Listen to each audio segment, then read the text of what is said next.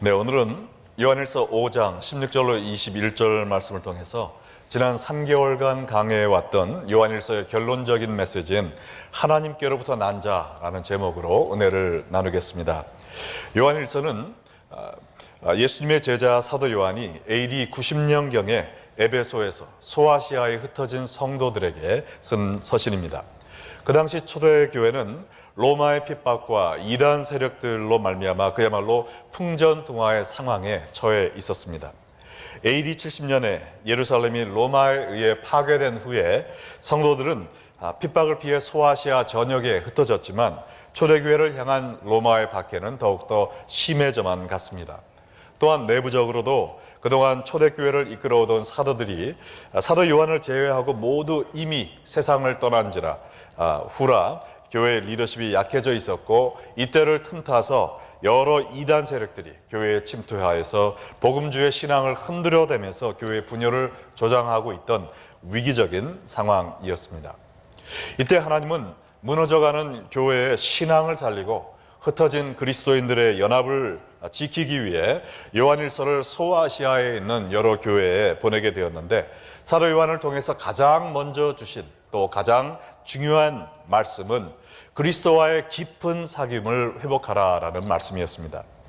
요한일서는 사랑의 편지로 널리 알려져 있는데요, 하나님이 원하시는 성경적인 사랑의 공동체를 이루기 위해서 인간관계의 회복에 앞서서 우리가 먼저 하나님과의 깊고 친밀한 사랑의 관계가 필요하다라는 것을 가르쳐 주시는 말씀입니다. 우리가 1장 1절과 2절을 다시 한번 살펴보면, 태초부터 있는 생명의 말씀에 관하여는 우리가 들은 바요 눈으로 본 바요 자세히 보고 우리의 손으로 만진 바라. 이 생명이 나타내신 바 된지라. 이 영원한 생명을 우리가 보았고 증언하여 너희에게 전하노니 이는 아버지와 함께 계시다가 우리와 나타내신 바 된 이시니라. 여기에 태초부터 있는 생명의 말씀이란 것은 예수님이 우리처럼 어느 날 이 땅에 그냥 태어나신 것이 아니라 창세 전부터 성부 하나님과 함께 계시던 성자 하나님이시다라는 것을 선포하는 말입니다.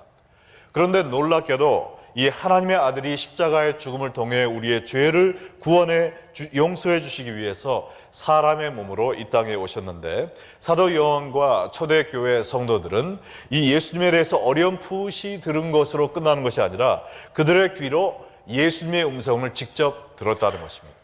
또한 예수님의 영광의 모습을 그들의 눈으로 직접 목도했다는 거예요. 네, 그리고 그들의 손으로 예수님을 만져보기까지 했습니다. 살아계신 하나님을, 그것도 인간의 몸으로 이 땅에 오신 성자 하나님을 듣고 보고 만지기까지 한 그들은 입을 다물고 조용히 앉아 있을 수가 없었습니다. 그들은 입을 열어 가는 곳마다 나사렛 예수가 우리를 구원하러 오신 하나님의 아들 메시아이십니다 라고 전파를 하였고, 비록 세상 사람들의 대부분은 그 말을 믿지 않았지만 예수님을 만난 사람들이 함께 모여 교회를 이루어 십자가에서 보여주신 그리스도의 사랑으로 서로를 감싸줌으로 말미암아 하나님이 원하시는 진정한 사랑의 공동체를 세우게 되었던 것입니다. 그래서 이 이야기를 시작으로 사도 요한은 초대교회 성도들에게 예수님에 대한 믿음과 사랑을 다시 한번 회복함으로 말미암아 세상을 이기고 또한 사랑으로 똘똘 뭉친 성경적인 사랑의 공동체를 회복하세요라고 외쳤던 것입니다. 그 2000년의 세월이 지났건만 현대 그리스도인들도 사도 요한 시대와 같이 세상의 유혹과 핍박 속에 살아가고 있습니다. 그리고 오늘도 여전히 이단 세력들은 거짓 교리로 믿는 자들을 미혹하려 하고 있습니다. 오늘날 이 시대에 우리의 믿음을 지키고 사랑으로 하나 된 교회를 이루는 길도 역시 먼저 우리가 하나님과의 깊고 친밀한 교제를 회복하는 길이라고 믿습니다. 그래서 이 시간 우리에게 속삭이고 계시는 예수님의 음성을 믿음의 귀로 들어야 됩니다. 또한 영광의 하나님의 모습을 우리의 믿음의 눈으로 보아야 되는 거죠. 또한 사랑의 예수님의 손을 우리의 믿음의 손으로 붙잡고 나아갈 때 정말 세상을 이길 수 있는 사랑의 공동체가 될 줄로 믿습니다. 그래서 이 목적을 위해서 사도 요한은 요한일서를 마치면서 이 마지막 본문을 통해서 그리스도를 믿는 우리가 확실히 알아야 될 세 가지에 대해서 이야기를 해주고 있습니다. 오늘 본문에 보면 우리가 안다라는 말이 3번 나오는데요, 이 중에 우리가 잊지 말아야 될 첫 번째 진리는 무엇이냐면 하나님께로 난 자는 죄악을 이긴다라는 사실입니다. 우리 함께 따라해 볼까요? 하나님께로 난 자는 죄악을 이긴다. 요한일서 5장 18절 말씀 함께 읽겠습니다. 하나님께로부터 난 자는 다 범죄하지 아니하는 줄을 우리가 아노라. 하나님께로부터 나신 자가 그를 지키심에 악한 자가 그를 만지지도 못하느니라. 자, 하나님께로 난 자라는 것은 예수님을 그리스도로 믿는 자라고 이미 이야기를 했습니다. 그러므로 예수님을 구세주로 믿고 영접한 성도들이 하나님으로부터 난 자라는 말입니다. 자, 그런데 그리스도를 믿는 사람들이 알아야 될 첫 번째 진리는 뭐냐? 성도는 범죄하지 않는다, 죄를 짓지 않는다는 말씀입니다. 그러면 예수 믿고 한 번이라도 죄를 진 사람은 그리스도인이 아닌가요? 그건 아닙니다. 여기서 범죄하다라는 말은 끊임없이 상습적으로 죄를 짓는 것을 이야기합니다. 성도들도 죄의 유혹에 넘어질 때가 있습니다. 그러나 성도들은 그 자리에서 회개하고 주 앞에 다시 한번 무릎을 꿇고 새로운 삶을 시작하게 됩니다. 회개하지 않고 계속 죄 안에 거하는 삶을 살지 않는다는 것이죠. 죄와 싸움에서 가끔 넘어질 때가 있지만 그때마다 회개하고 또다시 일어나 죄악을 이기는 삶을 살게 되는 것입니다. 믿으시면 아멘 하시기 바랍니다. 자, 예수님을 구세주로 믿는 여러분들은 더 이상 죄의 노예가 아닙니다. 예수님의 십자가의 보혈로 인해 죄에서 완전히 해방되었습니다. 그리고 과거의 죄를 용서받은 것뿐 아니라 우리에게 날마다 계속되는 죄악의 유혹도 이겨낼 수 있는 힘과 능력을 받았다는 것이죠. 어떻게 이것이 가능한가? 우리의 강한 결심과 의지로 인해 죄를 이기는 것이 아니라 조금 전에 읽은 18절 말씀처럼 하나님께로부터 나신 자, 즉 예수 그리스도께서 우리를 지켜주고 계시기 때문에 가능한 것입니다. 우리 혼자 힘으로 죄와 싸우려 하면 우리는 넘어질 수밖에 없어요. 그러나 우리를 보호해 주시는 예수님을 의지할 때 마귀는 우리를 건드릴 수도 없음을 믿으시기 바랍니다. 제가 약 2달 전에 저희 장인어른 문병을 가기 위해 LA에 비행기를 타고 갔을 때 생긴 일입니다. 제가 아isle 시트에 앉아 있었고요, 제 옆에 그 중간 자리에 아주 건장한 근육이 울퉁불퉁한 흑인 청년이 앉아 있었어요. 근데 제가 승무원에게 커피를 받아 들고 또 그 트레이에다가 제 컴퓨터를 올려놓고 일을 좀 하고 있었는데 지나가던 승객이 그 자기의 몸으로 어떻게 제 컴퓨터를 밀어가지고 커피가 쏟아지게 되었어요. 근데 커피가 반은 저한테 쏟아지고 반은 그 옆에 있는 사람에게 쏟아진 거예요. 자, 근데 이 사람이 막 화를 내면서 이거 어떡할 거냐고. 그래서 제가 미안하다고 정중하게 젠틀맨처럼 사과를 하고 그 다음에 승무원을 제가 이제 배를 눌러서 불렀습니다. 그래서 이렇게 됐다. 그랬더니 그 사람이 그러면은 우리가 보상해주는 의미에서 이분에게 마일을 선물로 이렇게 드리겠습니다. 그래서 고맙다고 이렇게 끝난 줄 알았어요. 근데 여행을 마칠 때쯤 됐는데 이제 내릴 때가 됐다고 파일럿가 얘기하는데 이 사람이 저를 콕콕 찌르는 겁니다. 그러면서 내 젖은 바지하고 신발 어떻게 할 거냐고.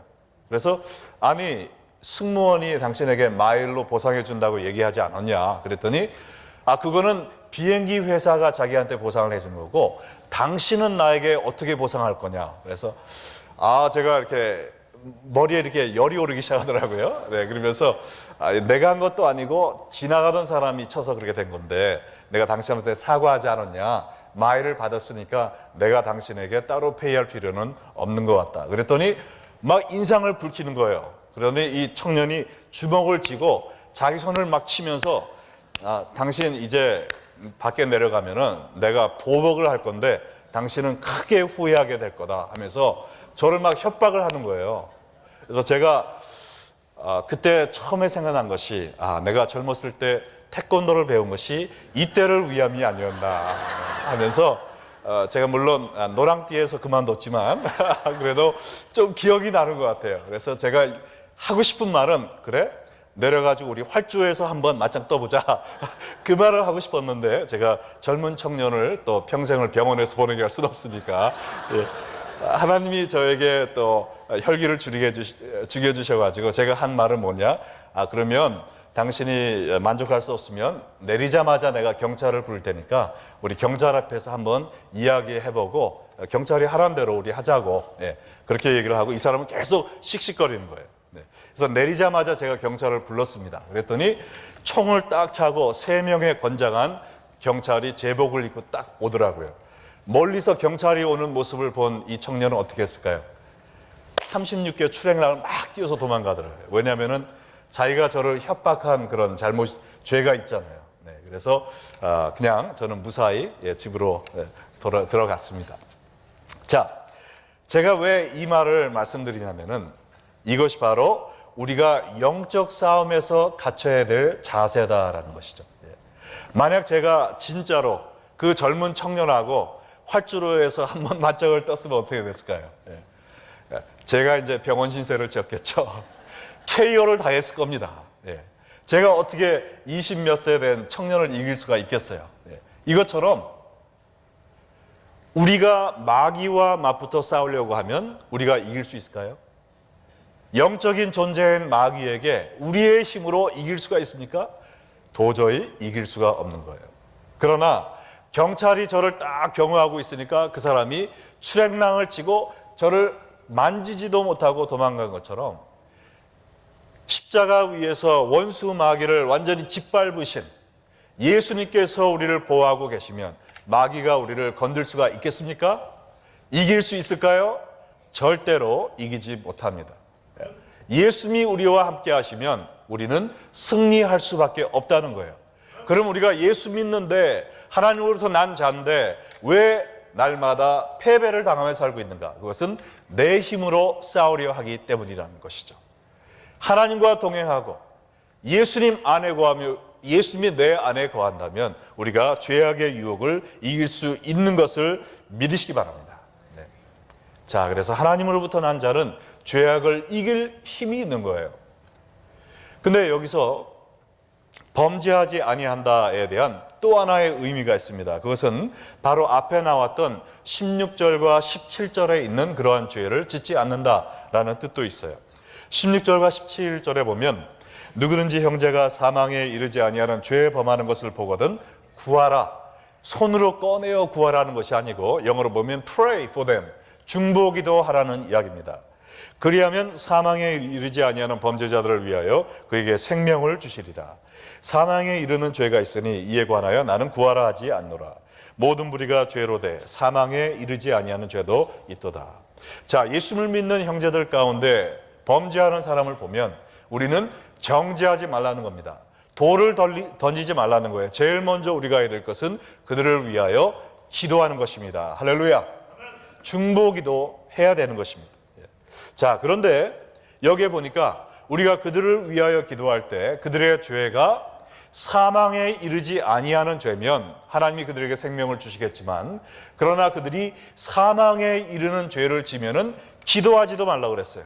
용서받을 수 없기 때문에 그런 것입니다. 자, 그러면 사망에 이르는 죄가 뭘까요?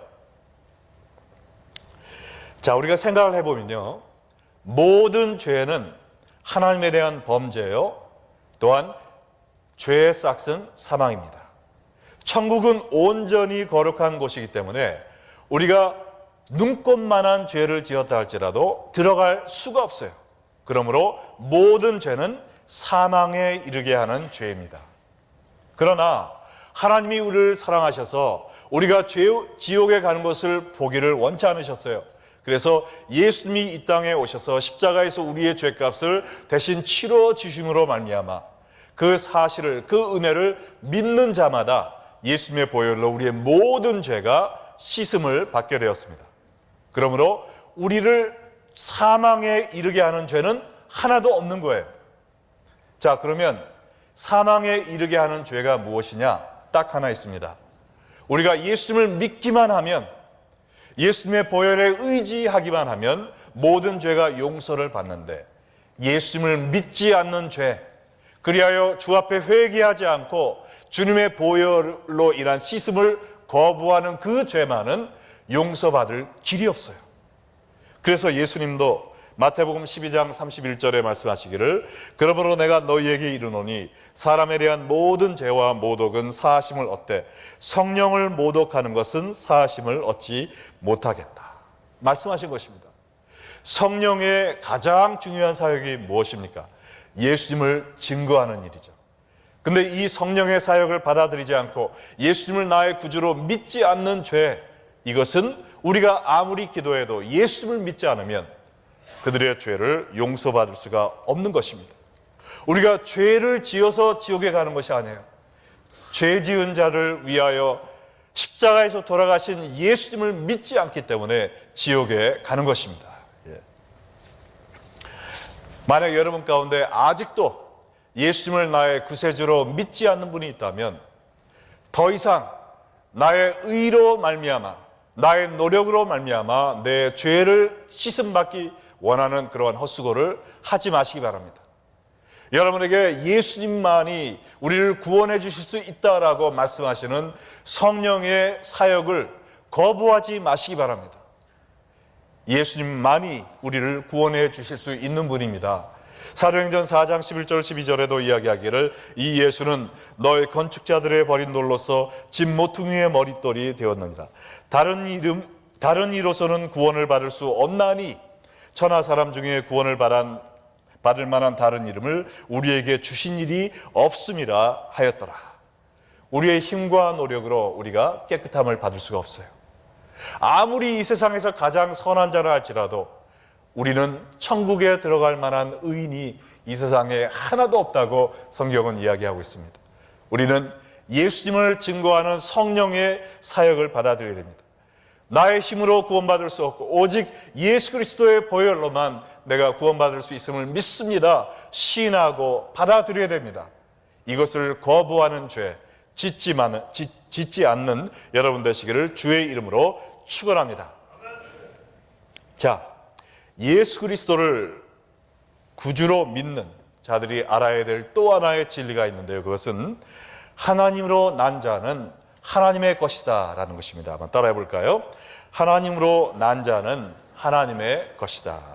19절 말씀 보니까 또 아는 것은 우리는 하나님께 속하고 온 세상은 악한 자에 처한 것이며 그랬습니다. 여러분, 예수님을 믿는다는 것이 무엇을 의미할까요? 교회만 다니면 예수 믿는 것입니까? 예수님이 나를 위해 십자가에 돌아가셨다는 것을 머리로 동의하면 예수님을 믿는 겁니까? 예수님을 믿는다는 것은 한마디로 내가 하나님에게 속한 자인 것을 시인하는 겁니다. 하나님의 종으로 사는 것입니다. 더 이상 내가 내 삶의 주인이 아니라 나는 예수 그리스도와 함께 십자가에 못 박혔고 이제는 내가 아니라 내 안에 누가 산다고요? 예수님이 사실인 것을 인정하고 주님을 따라가는 그 삶이 바로 예수님을 믿는 것입니다. 사도 바울이 자기 자신에 대해서 뭐라고 소개를 했습니까? 로마서 1장 1절에 보면 예수 그리스도의 종 바울은 그랬어요. 성경의 반을 쓴 바울은, 수많은 교회를 개척한 바울은 그렇게 얘기하지 않고 자신의 정체성을 한마디로 예수 그리스도의 종이라고 했습니다.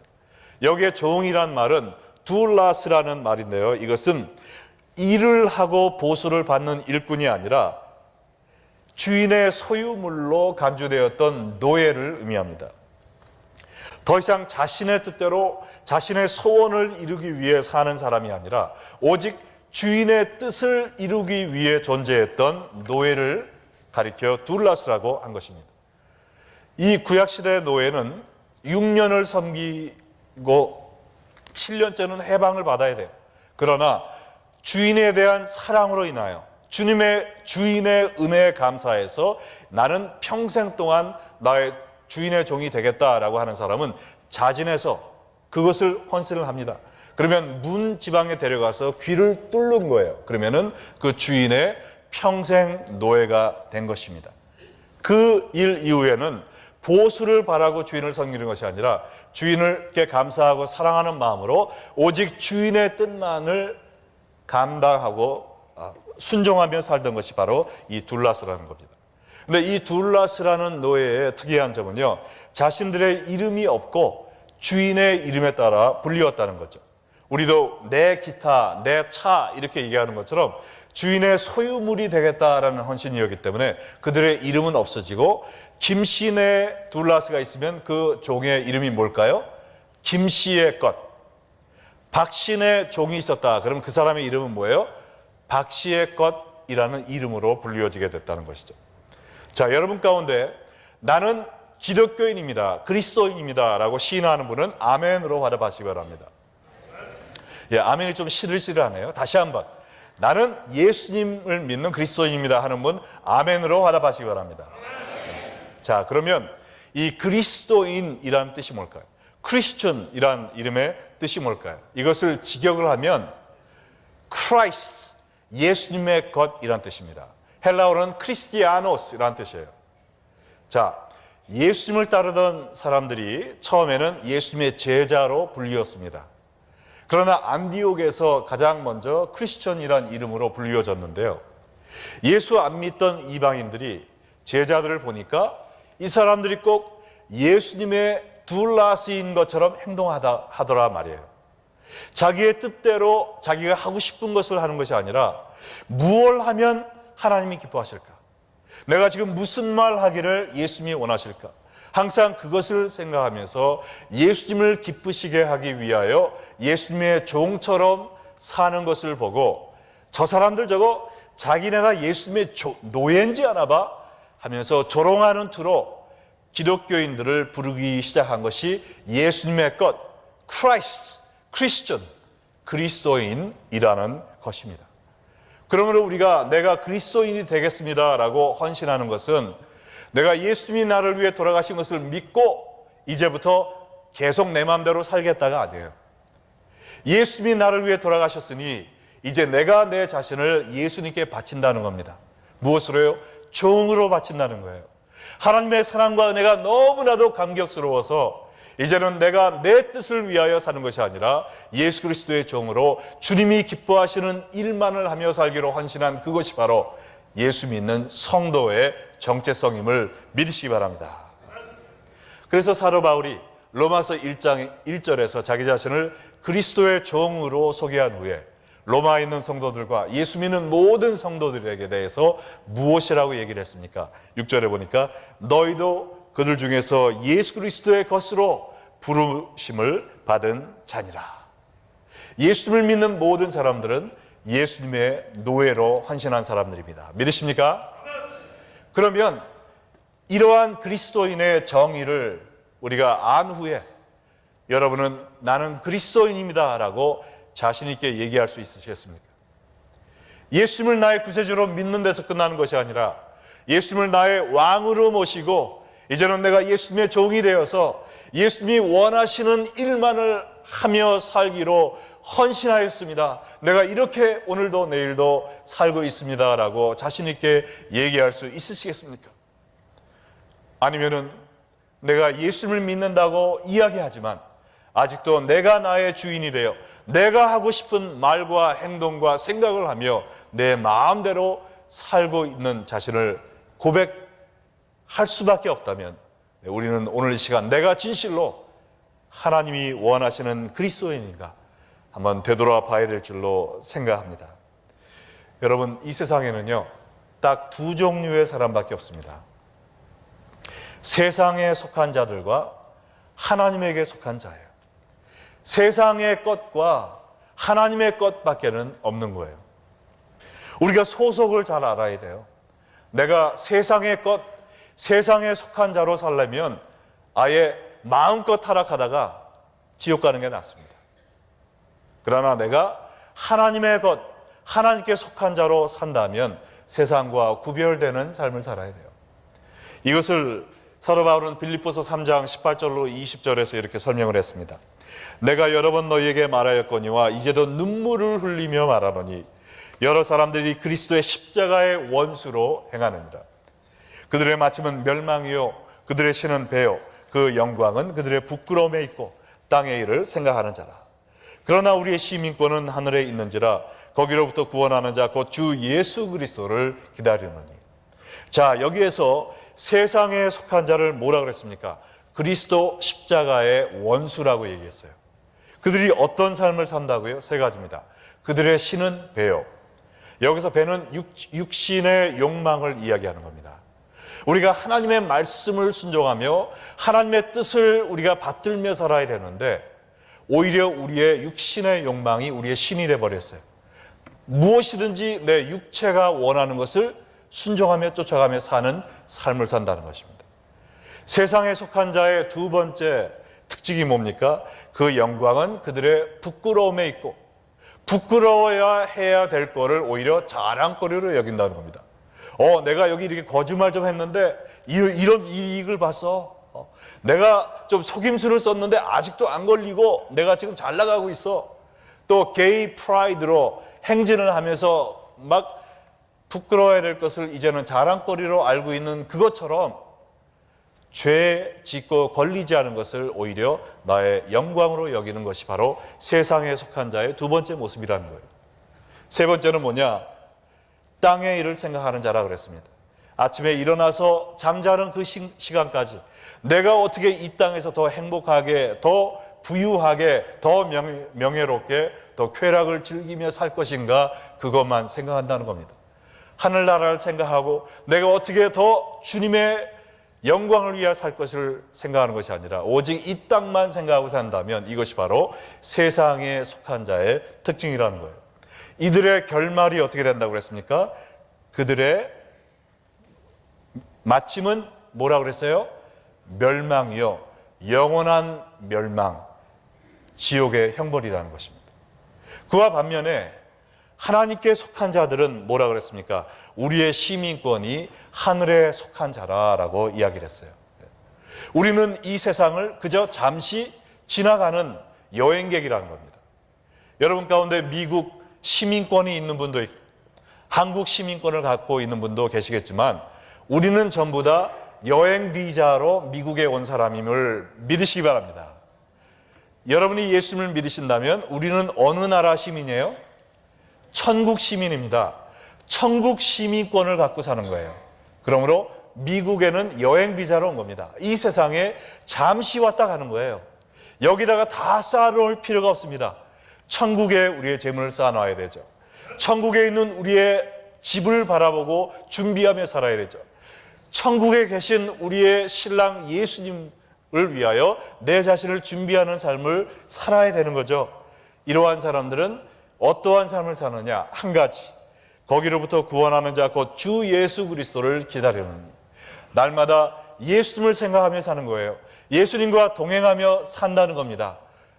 정말 결혼을 앞둔 신랑 신부가 설레이면서 신랑 신부를 항상 사랑하며 결혼식을 준비하듯이 우리도 다시 오실 예수님을 생각하며 앙망하며 아기다리고 기다리며 산다는 것입니다. 할렐루야. 여기에 계신 우리 레이크연합교회 모든 성도들은 이 세상에 속한 자가 되지 않으시기를 바랍니다. 하나님께 속한 자로 사시기 바랍니다. 내가 하나님을 믿습니다 말만 해가지고 되는 것이 아니에요. 천국의 시민으로 살아야 됩니다.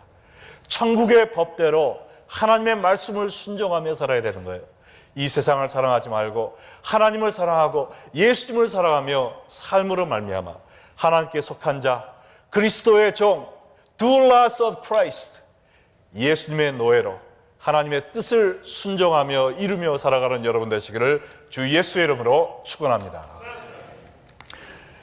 자, 세 번째로요, 하나님께 난 자는 하나님을 사랑합니다. 따라해 보겠습니다. 하나님께로 난 자는 하나님을 사랑한다. 요한일서 5장 20절에 보니까 또 아는 것, 세 번째로 아는 것이 나오죠. 하나님의 아들이 이르러 우리에게 지각을 주사 우리로 참된 자를 알게 하신 것과 또한 우리가 참된 자 곧 그의 아들 예수 그리스도 안에 있는 것이니 그는 참 하나님이요 영생이시니라. 자, 우리가 알아야 될 세 번째는 뭐냐? 예수님이 오셔서 우리에게 지각을 주셔야만 알 수 있는 건데, 이 지각이라는 것은 영적인 이해 능력을 의미합니다. 우리의 혼자의 힘으로 하나님을 이해할 수가 없어요. 예수님을 통해서만, 주님이 주시는 그 은혜로만 깨달을 수 있습니다. 할렐루야. 예수님을 통해서 하나님을 발견할 수 있는데, 여기에 이야기하는 알이라는 것은 지식적인 알을 이야기하는 것이 아니라 체험적인 깨달음을 이야기하는 겁니다. 예수님을 통해서 날마다 깊고 넓은 하나님의 은혜를 체험하게 된다는 거예요.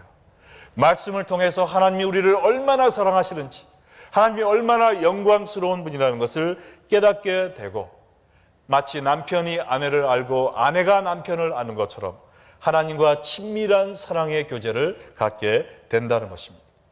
그것을 다르게 이야기하면 여기에 나온 두 번째, 우리가 예수님 안에 사는 것입니다. 또한 예수님이 우리 안에 사는 것이죠. 예수님과 동고동락하는 겁니다. 좀 낯뜨거운 얘기지만 정말 아주 뜨겁게 사랑하는 연인들이 얘기할 때 뭐라 그러죠? 자기, 사실은 내 안에 자기 있다? 이렇게 얘기하잖아요. 자기 안에 나 있죠? 뭐 이렇게 물어보고. 예. 사랑하면 이렇게 정말 오금저리는 얘기를 하게 돼 있습니다. 내 안에 항상 내 사랑하는 사람이 있는 거예요. 동행하는 겁니다. 항상 대화하며 생각하며 또 동행하며 사는 거예요. 이것처럼 우리가 예수님을 통해서 하나님을 만나고 하나님의 사랑을 깨닫게 되면 우리가 하나님 안에, 예수님 안에, 또 예수님이 우리 안에 거하는 사랑의 삶을 살게 될 줄로 믿습니다. 이렇게 되면 정말 사랑하는 자에게 모든 것을 주듯이 우리가 사랑하는 하나님께 모든 것을 헌신하며 예배하며 살게 되는 것이죠. 자, 여러분, 하나님은요, 여러분과 저를 하나님의 사랑의 대상으로 만드셨습니다. 또한 예배자로 창조하셨어요. 그렇기 때문에 우리는 누군가를 예배하며 살 수밖에 없습니다. 하나님을 예배하지 않는다면 우리는 하나님 외에 또 다른 우상을 찾아 예배하고 숭배하며 살 수밖에 없어요. 하나님이 왜 우리에게 너희는 마음을 다하고 뜻을 다하고 힘과 생명을 다하여 주 너의 하나님을 사랑하고 얘기하실까요?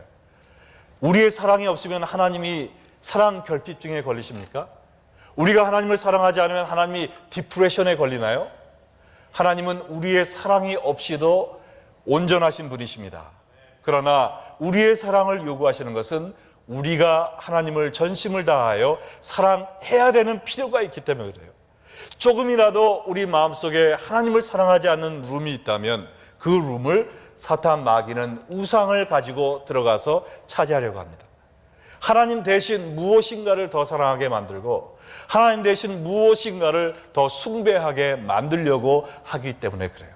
그래서 사도 바울은 하나님을 사랑하라, 주 안에 살아라 라는 이야기를 마치면서 마지막 21절에 이런 이야기를 하는 겁니다. 우리 다 함께 읽겠습니다. 자녀들아, 너희 자신을 지켜 우상에게서 멀리하라 라는 것입니다. 하나님만을 사랑해야지 이 세상의 다른 것들을 사랑하지 말라는 거예요. 여러분 가운데 목사님, 저는 우상 없어요. 저희 집에 신상도 없고요. 저는 십자가밖에 없습니다. 그러나 우상은 우리 눈에 보이는 것뿐만이 아니에요. 무엇이든지 내가 하나님보다 더 사랑하는 것, 하나님의 자리를 차지하고 있는 것, 내 마음의 한 구석을 차지하고 있는 그것이 우상이 될 수 있다는 것입니다. 성경은 우상을 한마디로 이렇게 정의하고 있어요. 욕심, 탐욕, 이것이 바로 우상이라는 겁니다. 골로새서 3장 5절 다 같이 읽겠습니다. 그러므로 땅에 있는 지체를 죽이라. 곧 음란과 부정과 사욕과 악한 정욕과 탐심이니, 탐심은 뭐라고 그랬습니까? 우상 숭배니라. 우리가 불상을 놓고 그 앞에 엎드려야 그것이 우상이 되는 것이 아니에요.